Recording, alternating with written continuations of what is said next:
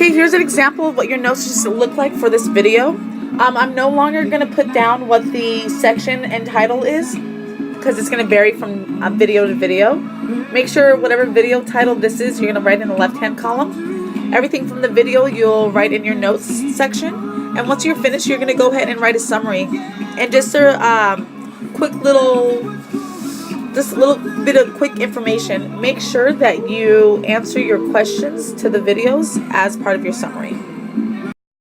What does it mean to be a solution? I'll answer this question by the end of the video, and I'm going to show you a few examples of whether or not to check if a point is a solution to a graph or a number is a solution to an equation.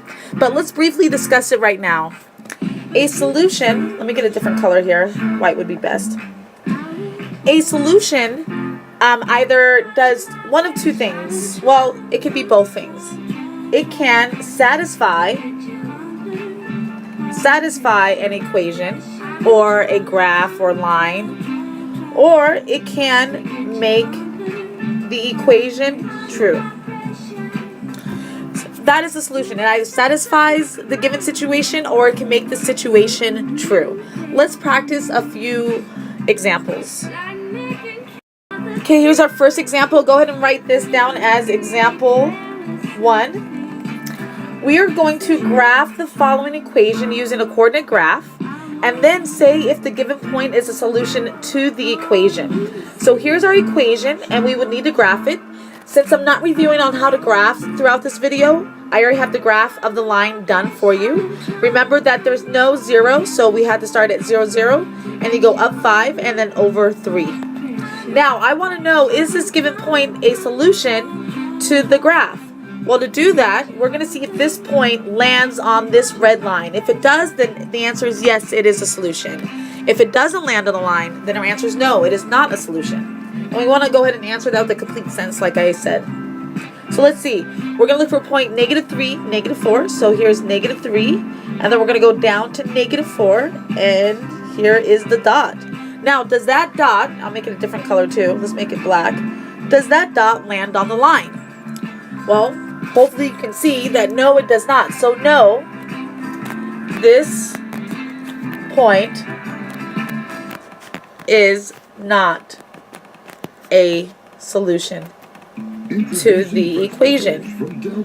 What about a point that is a solution? Can you think of a point that is a solution? Pause the video, take a minute, write down a few points that are solutions, because there's a lot of solutions to this line, and then play it back to see if you chose some of the same points that I wrote down. Okay, I'll assume that you already wrote down some points, so these points are solutions. And let's write down 3 points that are solutions. See, the first point I see is right here. How about 3, 5? That is a solution. How about the point here, 0, 0? That is a solution. And let's see if there's another whole number point. Yeah, one down here. How about -3, -5? All these other points are solutions as well, but they're fractions and decimals, and I wanted a whole number answer. So just know that there is an infinitely many solutions to this line, but we only chose 3. And just a reminder to the original problem, the solution, this is not a solution to the equation. Okay, now here we have the same type of example. Make sure you label this as example 2. And we're going to see if we graph this line, is this point a solution to this line? Well, one way we can check is by graphing, so we did. You see the line here. And let's see if -3, 4 is on the line. Well, yeah, -3, 4 is right there. So, yes, it is a solution. Now, can you give me a point that's not a solution? Well, let me go ahead and show you with this black pen. Anything on this side and anything on this side, any point you choose will not be a solution to the problem. So once again, this point is a solution to the equation, and we verified it by looking at the graph. Let's practice 2 more examples. Okay, here's our example number 3, so make sure you write that down. Oops. Example 3. And we're going to check whether the given number is a solution to the corresponding equation. So here's our equation, and they gave us the value for 6 for x. We want to see if it is a solution. Now there's two ways you can do this. You can solve this problem like we've been doing and then find a solution at the very end, and if it matches this one, then it is a solution.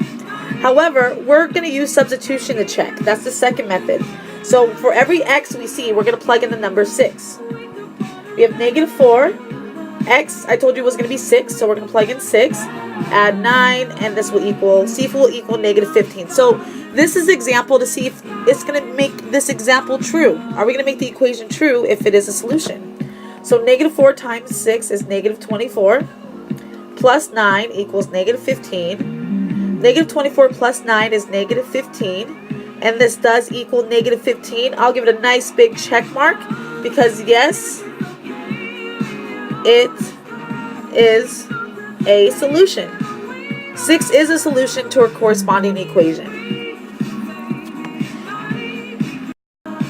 Here's our last example. This is example number 4. We're going to again check whether the given number is a solution to the corresponding equation. So here's our equation that's given and our given number. So for every x, we're going to plug in 4/3. And this is important on how to simplify with fractions. So we have 3 over 4. And we're going to multiply 4 over 3. Subtract 1/2. And hopefully this will equal 3/2. So let's see if we get that. We're going to go ahead and here we can cross cancel. 3 and 3 each become 1 and 1. 4 and 4 each become 1 and 1. Therefore, 1 times 1. So 1 times 1 and 1 times 1 is just 1. So they simplify the 1. That's because they're inverses of each other. The inverse of 3/4 is 4/3. And when you multiply these two inverses together, they simplify to 1. It's really cool. And we're going to subtract a half.